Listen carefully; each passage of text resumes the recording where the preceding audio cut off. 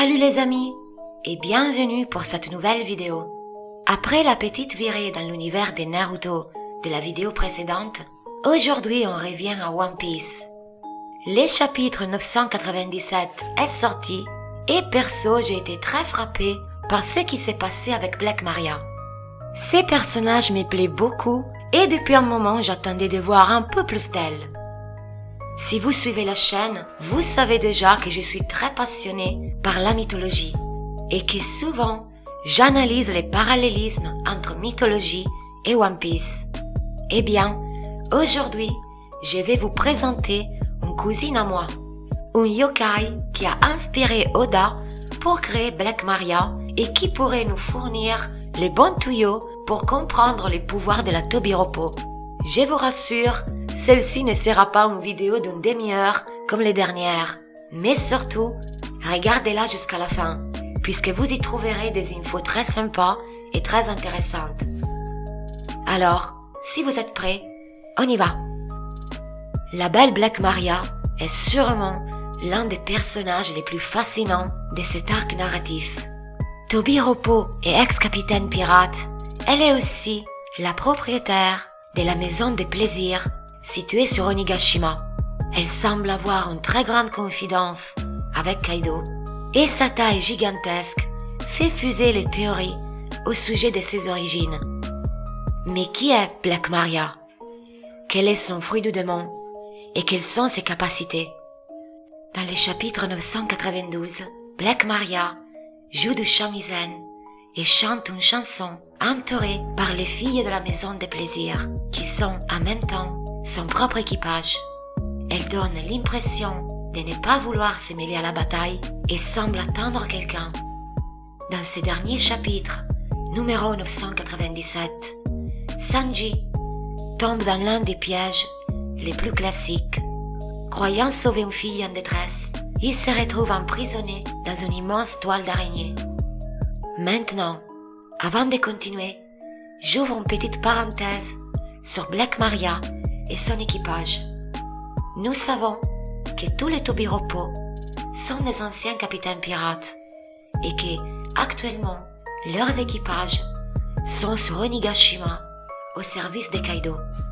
Dans le chapitre 982, à son arrivée sur l'île, Sanji s'éloigne de ses camarades attirés par les quartiers des plaisirs. Les bâtiments, par contre, est vide à ce moment-là. Ensuite, l'action se focalise ailleurs, et celle de Sanji semble être juste un gag lié à sa passion pour les femmes.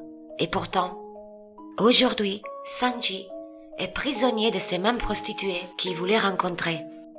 Car oui, comme je le disais tout à l'heure, Black Maria est la gérante de la maison des plaisirs, et les filles qui vivent sont son équipage à elle. Un équipage de femmes chasseuses d'hommes lié au concept de l'araignée.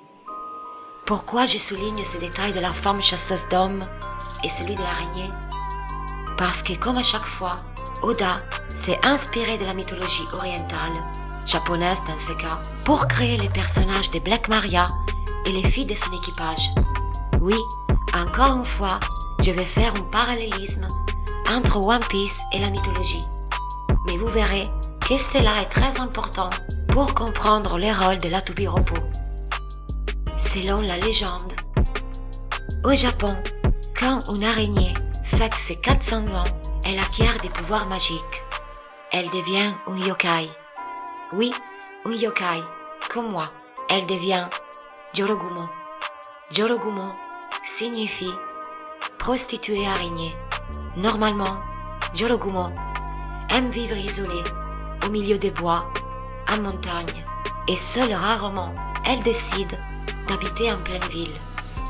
Elle a la capacité de se transformer en une femme superbe, belle au-delà de toute imagination et pleine de charme. Son plat préféré est la chair humaine, et ses proies préférées sont les hommes jeunes et beaux. Quand Jorogumo repère une cible, elle invite l'homme en question chez elle. Elle le fait accommoder, lui joue de la musique et chante des chansons avec une voix douce et claire. Quand sa victime est confiante et relaxée, la femme araignée l'emprisonne dans sa toile et la laisse mourir avec le temps. Comme vous pouvez le remarquer, nous avons ici un personnage qui a l'apparence d'une femme très belle, de très grande taille, solitaire, qui joue de la musique et chante pour attirer les jeunes hommes dans sa toile. Tout comme Black Maria est une très belle femme, de grande taille, qui ne se mêle pas à la bataille, mais attire Sanji dans son piège. Jorogumo s'entoure souvent d'araignées plus petites qu'elle, ses servantes, qui l'aident à capturer ses proies, tout comme l'équipage de Black Maria l'aide à capturer les Mugiwara.